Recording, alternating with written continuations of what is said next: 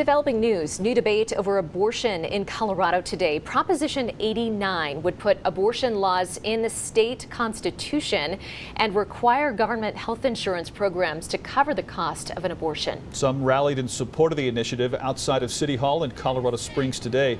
KRDO 13's Carla Sosa joins us live from that location to explain what people on both sides of this controversial issue are saying. Carla.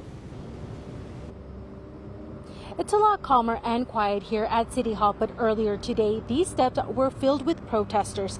This comes on the second anniversary of overturning Roe v. Wade, but not everyone in the city agrees with them that abortion should be a constitutional right.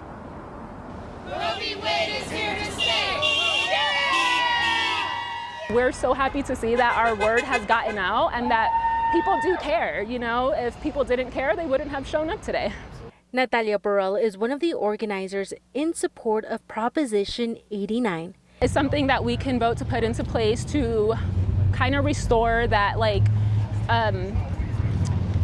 access to abortion and health care that we need that kind of got overturned with Roe v. Wade. If passed, Prop 89 would recognize the right to abortion in the state constitution and would prohibit the state and local governments from denying or discriminating against the exercise of that right. The initiative also aims to cover abortion to be a covered service under health insurance plan for the state and local government employees. Scott Shamblin is organizing the group Vote No 89.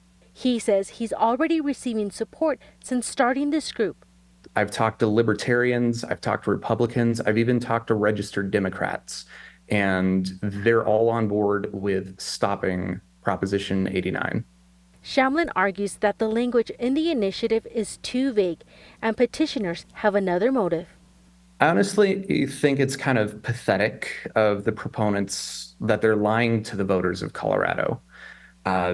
Like I said before, the true purpose is to repeal Section 50 of Article 5 of the Constitution, which prohibits public funding of abortion.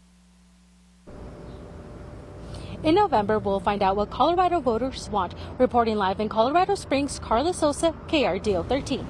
Carla, thanks.